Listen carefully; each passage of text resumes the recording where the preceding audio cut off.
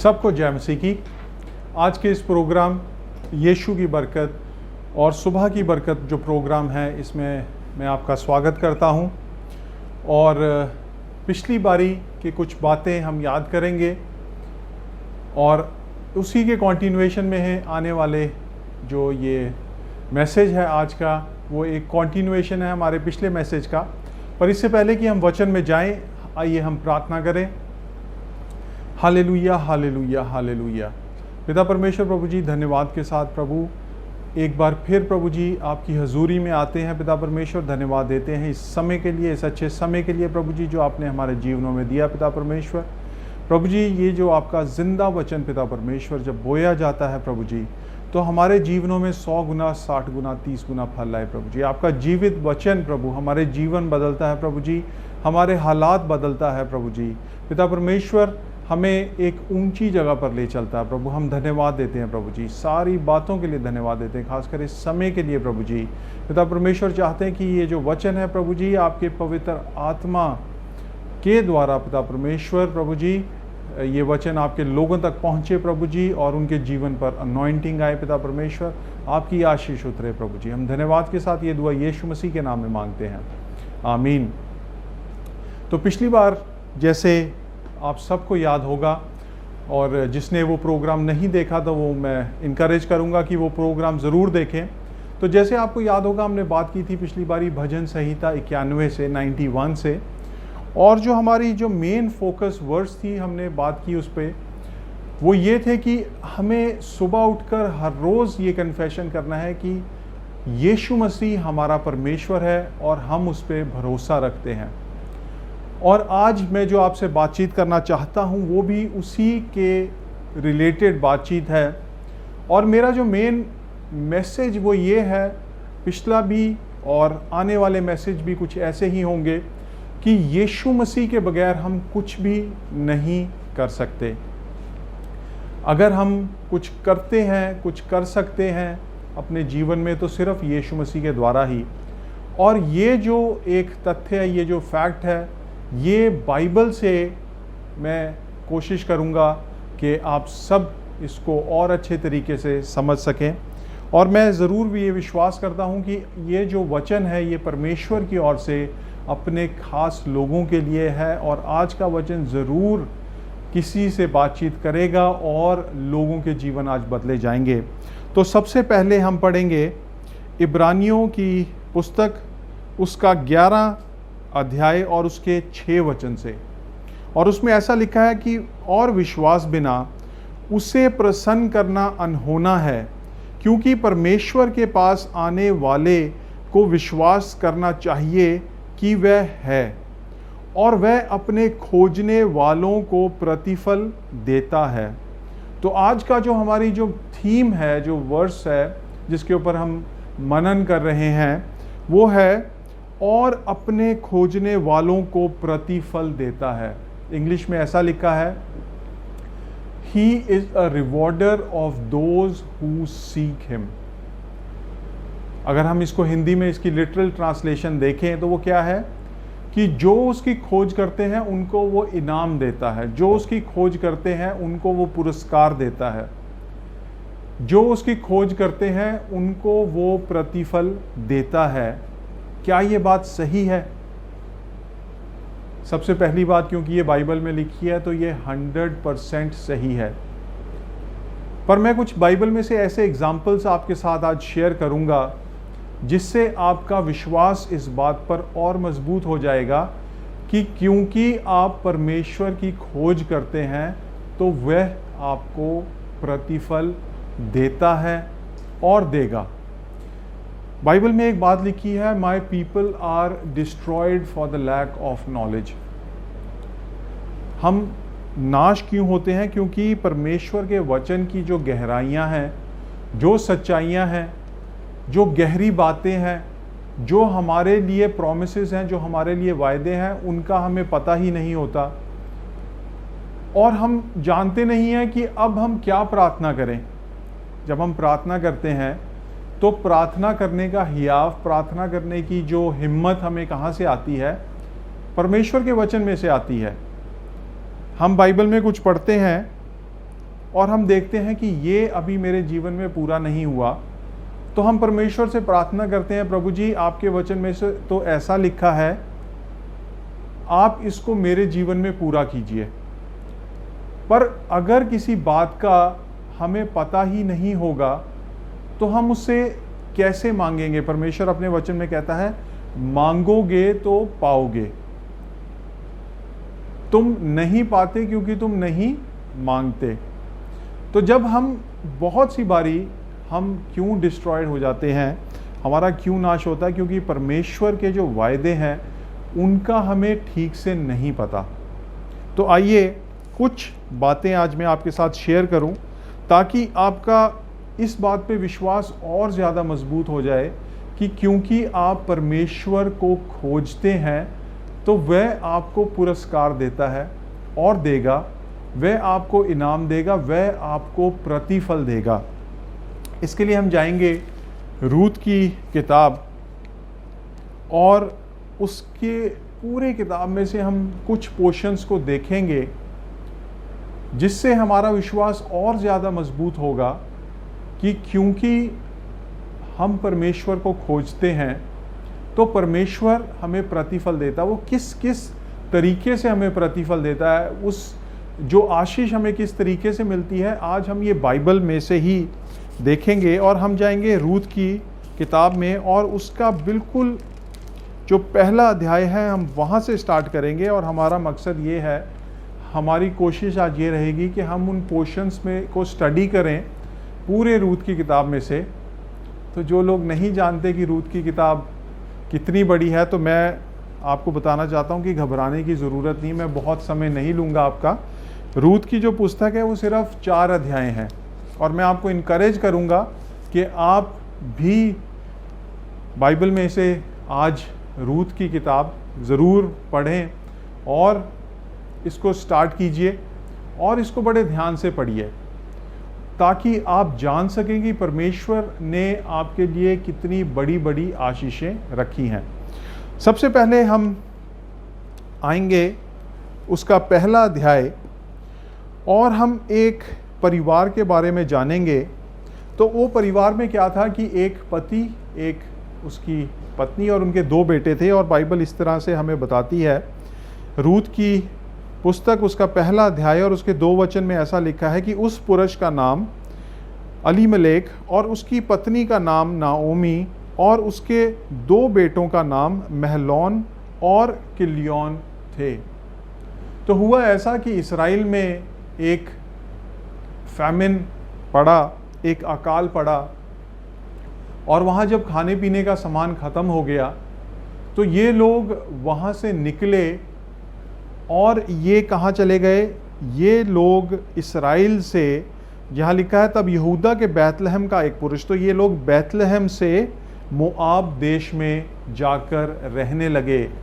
ये कुछ ऐसा हो गया जैसे आज जब ये लॉकडाउन स्टार्ट हुआ था तो हमने देखा था कि क्योंकि लोगों की रोज़ी रोटी ख़त्म हो गई थी, लोगों ने, बहुत सारे लोगों ने एक जगह से जहाँ पे उनका खाना पानी बंद हो गया, उनको रहने की दिक्कत आने लगी, तो ये लोग वहाँ से उठकर किसी ऐसी जगह पर जाने के लिए चले जहाँ इनको उम्मीद थी कि शायद हमारी ज़रूरतें पूरी हो जाएंगी। तो इसी तरीके से क्योंकि इस्राएल में अकाल पड़ा तो ये फैमिली भी वहाँ से चला और कहाँ जाके बसा? ये वह मोआब के देश में आकर वहाँ रहे।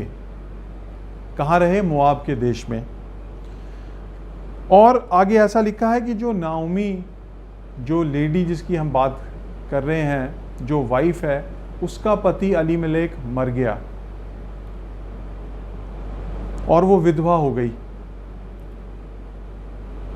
और वहीं पे इसने अपने दोनों बेटों की, जिनके हमने नाम अभी देखे हैं, महलोन और किलियोन, इनकी शादियां की थी। और जो लड़कियां जिनसे इन्होंने शादी की थी वो लोग मुआबी लड़कियां थी, इसराइली नहीं थी। और परमेश्वर ने मना किया था कि अब इसराइल सिर्फ आप लोग आपस में शादी करें, क्योंकि अगर आप बाहर शादी करेंगे तो होगा क्या कि वो लोग जो मुझे नहीं जानते वो तुम्हें मूर्ति पूजा की ओर खींच लेंगे, और परमेश्वर नहीं चाहता कि हम उसको छोड़कर किसी और की आराधना करें।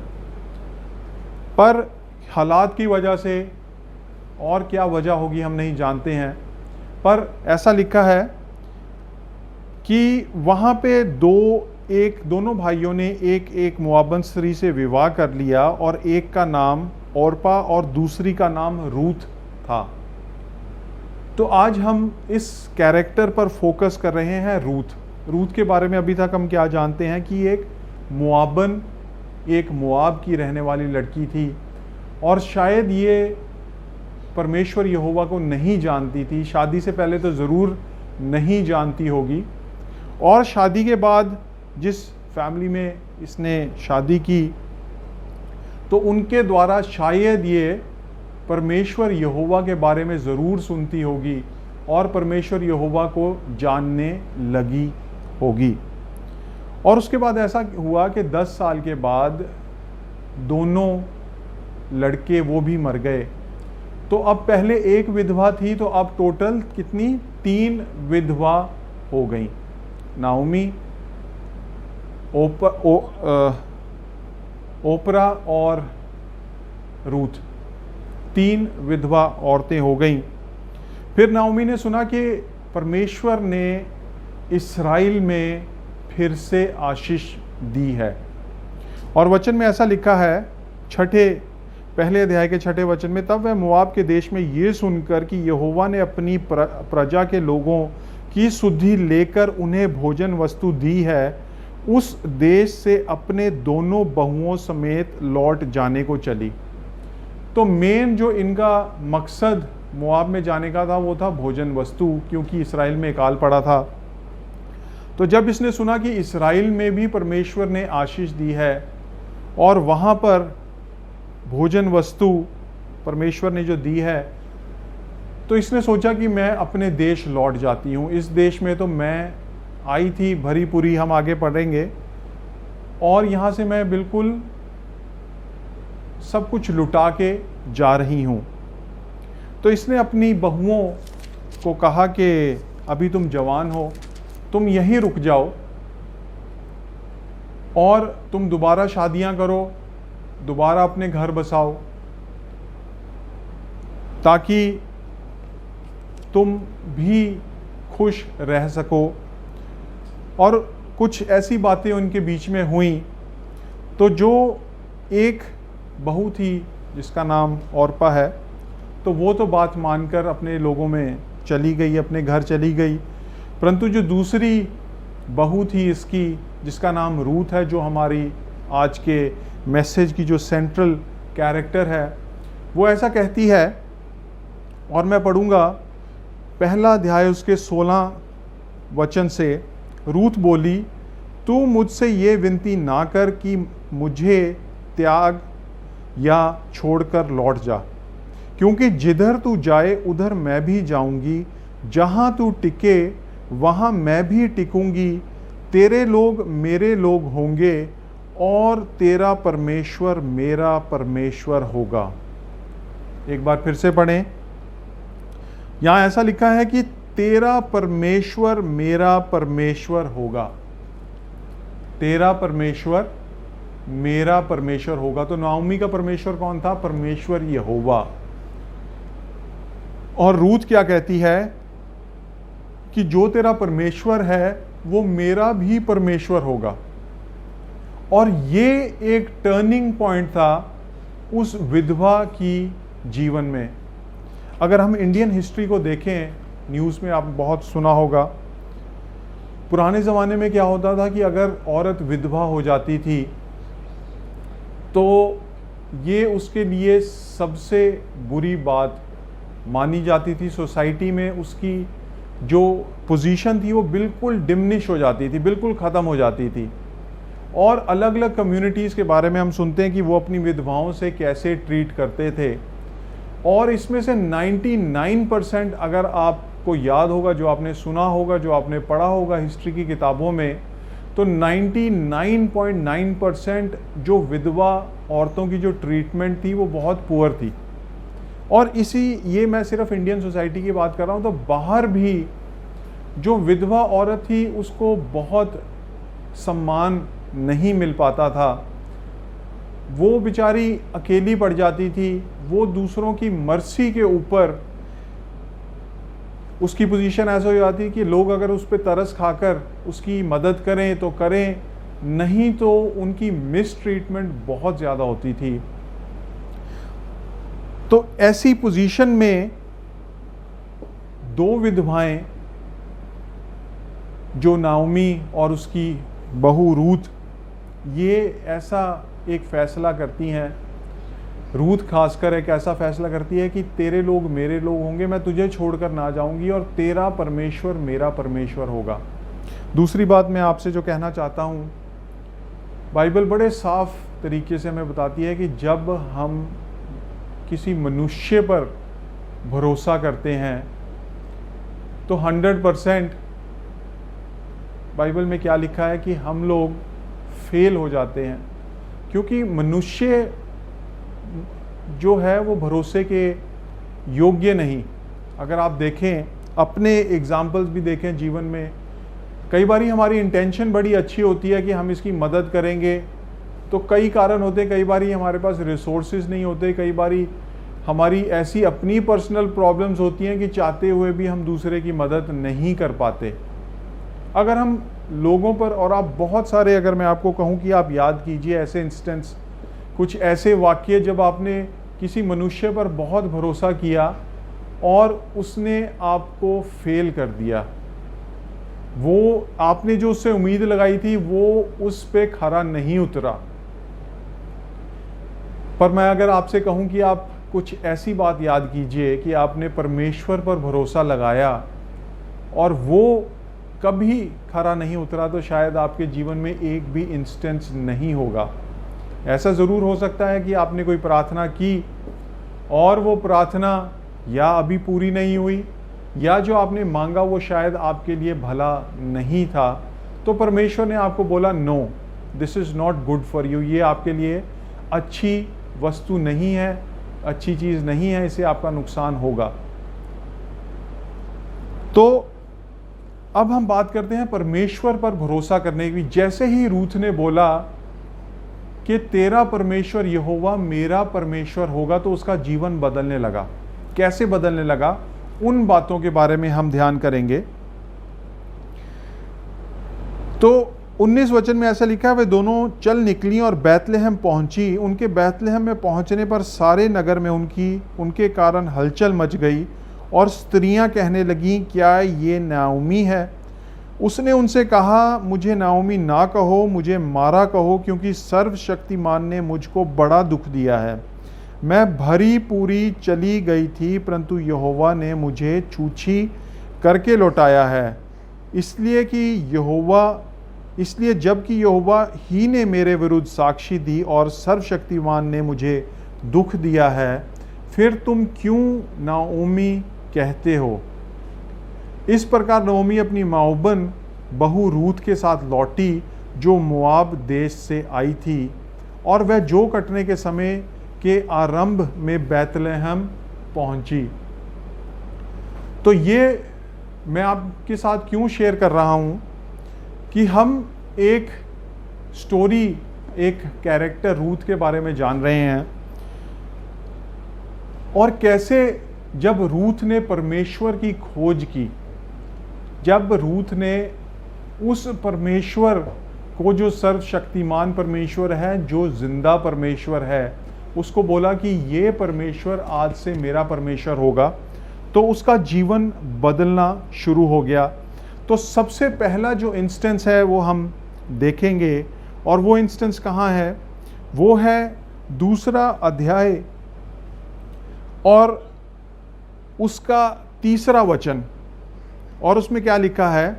इसलिए वह जाकर एक खेत में लेवने वालों के पीछे बिनने लगी, और जिस खेत में वह संयोग से गई थी वह अलीमलेक के कुटुंबी बोआज का था।